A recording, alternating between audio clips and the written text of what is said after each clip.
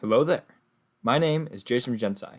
Welcome to stream, I think it's stream 38, where I'm reviewing episode 10 of the Bad Batch TV show. Before we get into the review, though, I have a question of the stream, which is for 10 points. Who is Lux Bonteri's mother? So the rules of this is you only get one guess. Only the first person to get it right gets the points, and you can't look it up. So those are the three rules. So far, not many people have gotten points, so maybe you'll be different, and you'll be able to know who Lux Bonteri's mother is. Let's get on to the review. So, overall, I thought it was a pretty good episode. I really liked it.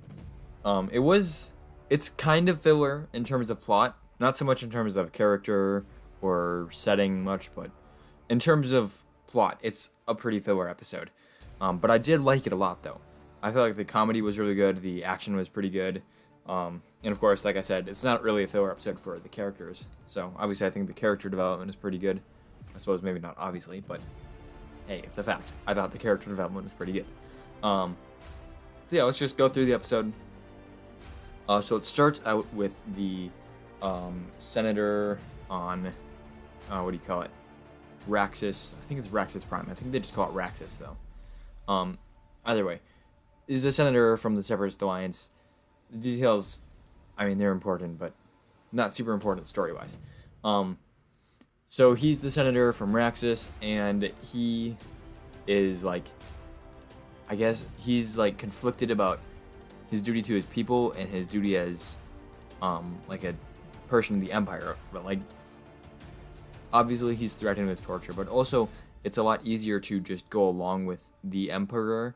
You could even justify it saying, well, if the people rebel, led by me, they're gonna suffer just like I am. But It's a interesting moral dilemma for him, and ultimately he decides that he can't be controlled by the Empire. I keep saying Emperor. He can't be controlled by the Empire, and he speaks out, and he just disregards his speech, and it creates this. I'm actually kind of surprised they didn't riot completely, of the people that is. They were reasonably peaceful actually. I don't know. It was really quick character development that worked really effectively. I was really invested in his character arc and that of his droid too, just because we got to see him in this moral dilemma, I guess. Maybe not so much a moral dilemma, but definitely a moral choice that he had to make, and a hard one. Then we cut back to the Bad Batch, and like I said, the comedy in this was pretty good. I like how Sid called them goggles and bandana. It just seems like something Sid would do. Makes sense with her character. It's also pretty humorous. Also, later in the episode, she calls Hunter dark and broody, which I thought was also a good nickname. And I'll just mention that here so it's not super jarring. I'll just go through all the comedy moments I really liked. So, Sid was basically saying to Omega, yeah, if you weren't helpless, they would have taken you on the mission. And that really upset Omega, and so she walks away all sad. And then there's an Ithorian and a Weequay sitting at a table. And they turn over to Sid. And they shake their heads. Oh, and by the way, guys, we got a comment. Joe Dorfer says, hi, Jason. Sorry, I didn't see it right away. Hey, Joe. Hey, Joe. How you doing? Good to see you here. What was the thing? Right, so they shake their heads at Sid. And I literally laughed out loud at that. I don't know if it's the funniest moment, in the episode. But I thought it was funny. I don't know. It just struck me in a weird way. I don't know, I'm still laughing at it now. Usually I don't laugh out loud at stuff, but this episode I laughed, I think, twice, maybe 3 times. The next funny moment was okay, here it is. So during the break-in, I thought that whole section was really funny. Not really funny, but there was a lot of good comedy moments. And we got a comment from Joe. He says, I still haven't watched episode 3. So have you seen episode 4 and 5 and the rest, or just missed episode 3? Yeah, that's fine, Joe. That makes sense. And don't worry, you can always come back and watch the streams later if you want. See you, Joe. So yeah, Joe hasn't seen episode 3. Afraid of spoilers. Makes sense. So there was a whole bunch of funny moments during the break-in that I really liked, such as when the droid, they were sneaking in, right, and they get to the stormtroopers. It's after this episode. There's Hunter and I think Echo was the other one. I don't remember for sure though. Anyways, they sneak in, they see these stormtroopers, and Hunter grabs the stormtrooper and smashes him against the wall, and he breaks a vase. Another one starts slipping down, and the droid picks it up, and he's like, this is like an expensive vase. You can't just break this. And I thought it was pretty funny because it wasn't as funny as the other ones to me, but I still liked it because it was such a protocol droid type thing to say, and such a like clone type thing to not care. And then later the senator throws the vase at a clone trooper and says, yeah, I never much cared for that vase anyways. And yeah, I don't know, it was good payoff for that setup. Then you've got the, what do I have written here? I have droid tactics. Oh, I know what I'm talking about here.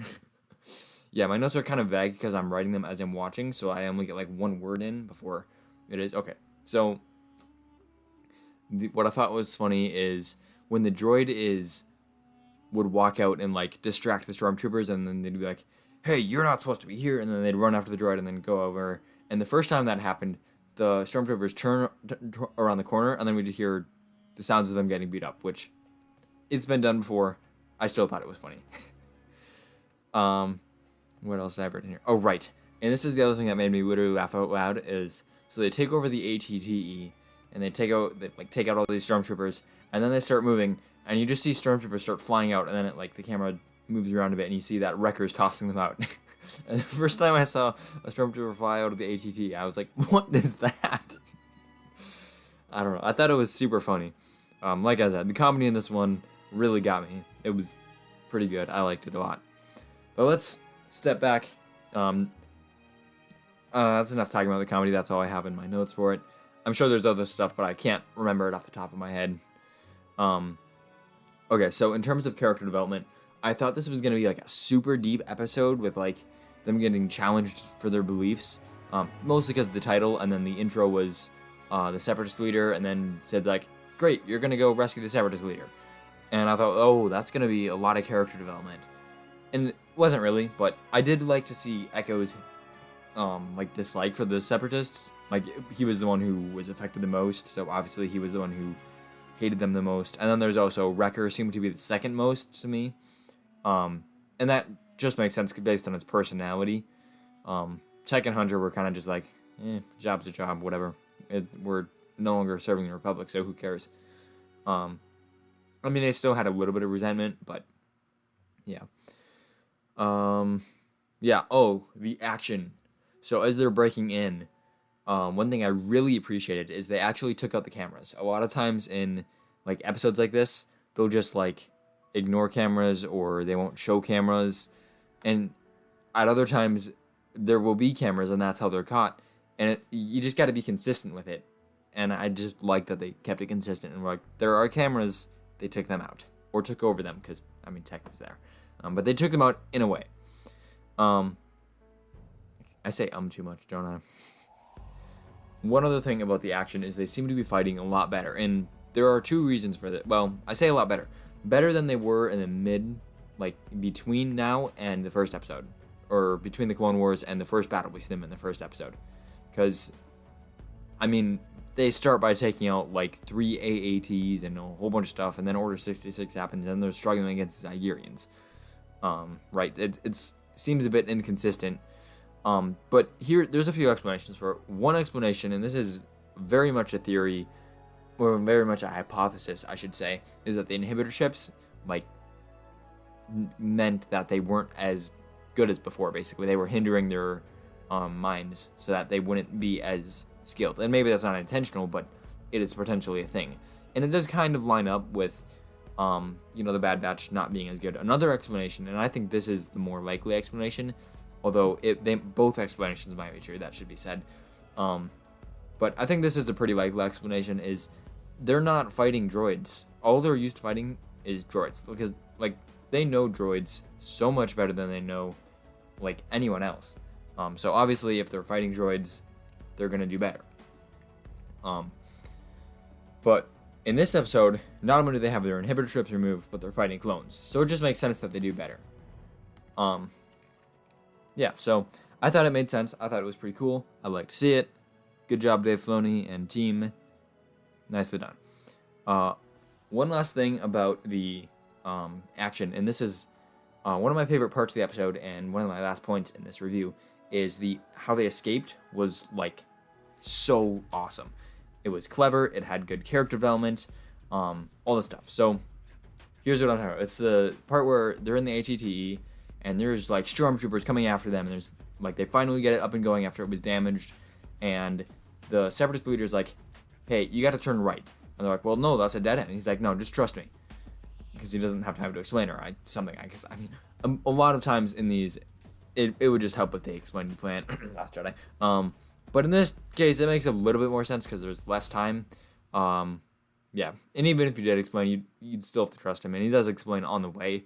It's not like he's like, "Okay, now put an explosive here," and they do it, and then they realize what happened. No, he explains it. So anyways, that did bother me just a bit.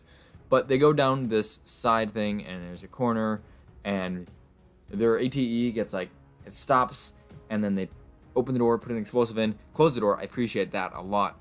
That makes it so much cooler. The explosion blows up, then they go into the catacombs. I'm not quite sure what the other explosive they set did. I think it was to collapse the tunnel so it would look like they were just gone. But I'm not sure. I didn't catch that. Maybe I should have just rewatched it, but I don't want to do that. Anyways, so then they escape. I thought that was really clever. One, it's clever in universe because what a clever way to escape. Two, it's clever of the storytellers because one, it requires trust. Two, it's awesome and it allows you to have overwhelming odds, and yet the heroes still have a way to escape because it's based in cleverness, not Deus Ex Machina or just on realistic security measures. Both of which are things that I absolutely hate to see in stories. Maybe not hate, but strongly dislike. It's not satisfying. Yeah, that's what I have to say about the main portion of the episode. The one last thing I want to touch on is, so at the very end, oh wait, I haven't talked about Omega's story arc at all. I gotta do that. Apparently, I did not write any notes about that. Okay, so Omega has this character arc, where she stays home and Sid is basically like, it first starts out with Sid giving her like basic manual labor, hey, watch this stuff, please. And that makes sense for Sid. That makes sense for Omega. And then they have a conversation, and Sid calls her helpless. And that really frustrates Omega. But then later, she reveals that she's actually secretly really good at space chess or holo chess or whatever you want to call it. I forget what the official name is. I remember reading it in the comment sections and hearing it in reviews, but it's escaping my mind. As it tends to do when you go live, right? So, anyways, they're playing space chess, and Omega gives a suggestion, and then they come up with, they realize that Omega is, this brilliant tactician, right? At least when it comes to space chess.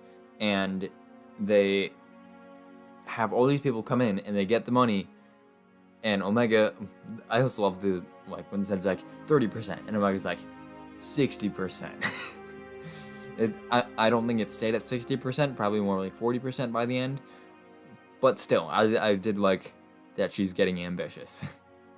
Yeah, so you see her and her and Sid making a ton of money off of it. Right, and it's not a super big plot thing, but it makes the bond between Omega and Sid stronger, and it also shows that Omega is not stupid. It hints at, well, it could eventually be foreshadowing. I don't know though. So, as of this moment, I'm going to call it hinting. It hints at possibly Omega being a, what do you call it? Her enhancement being strategy. And I saw a comment. I don't remember who it was by. But basically it was, her abilities seem to be enhanced, emotional intelligence, which we see all throughout as she spots who Sid is, talks to Crosshair before he turns on the Bad Batch, just a whole bunch of stuff. And then also we see her strategy now. So it's emotional intelligence and strategy. Combine those two, what do you get? You get a really good leader. And that's perhaps what she's designed to be, a really good leader. So yeah, I thought that was a really cool theory. I love that idea. As for the actual character development in this episode, in terms of like relationships and stuff, I thought it was really good. And there's one last thing to touch on, and that is when Hunter comes back, and she's basically like, "You should have let me come with you. I'm not helpless. See, look, we can do all these things. Like, I'm a good strategist." And that's good. It's a good setup for character development. It's not quite character development yet because they haven't actually done anything with it, but it's a good setup. In the next episode, maybe they're going to reveal who won because they didn't in this episode. And that's the last thing I want to touch on. It's the last thing in my notes, and it's actually like a full paragraph. So I'm just going to summarize. Well, not summarize, just I'm not reading it straight out of my notes. It's probably going to be longer than actually. That's a tangent. Anyways, so basically, we get to see Hunter and Omega basically make a bet about if Omega wins the space chess game, then she goes on missions. If Hunter wins, then she doesn't. And she gets to stay safe. So they start playing, and then it fades to black. And for a second, I got pretty frustrated that we didn't get to see who won.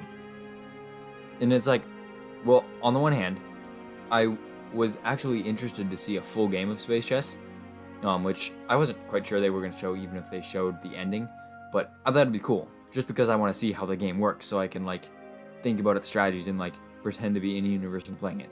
Like, one of the things I love about Star Wars is how immersive it is, how there's, like, explanations for so much stuff, and seeing how space chess works is just another, like, it makes the universe feel more realistic, because you know more about it.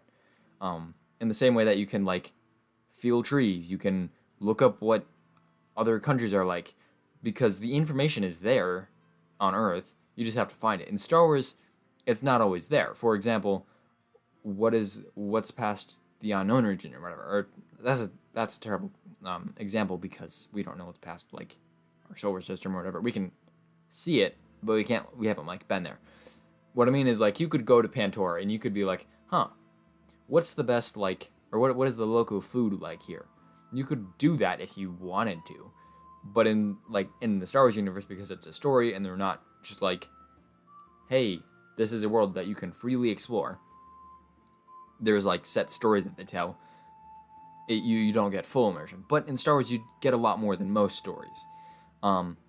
So as that type of fan who loves that sort of thing, maybe not loves, but appreciates that sort of thing, I would have loved to see how space chess worked, so I could pretend to play it or whatever. As someone invested in this story, I wanted to see whether Omega has enough natural talent to win, and whether she would end up going on missions because of it.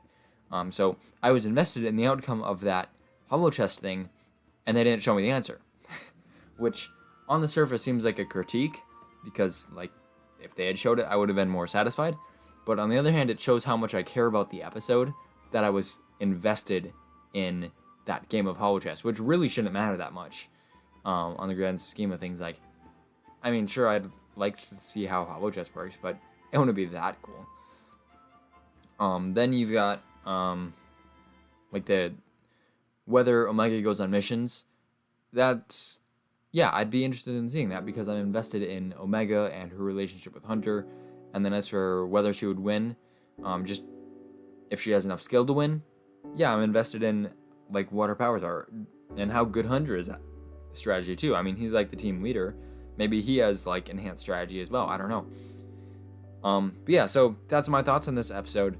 I really liked it. I appreciated the comedy, the action, the character development, all pretty good. And I think it actually sets up a lot of cool things, such as Omega's powers, and the Separatist leader is actually still there with Sid.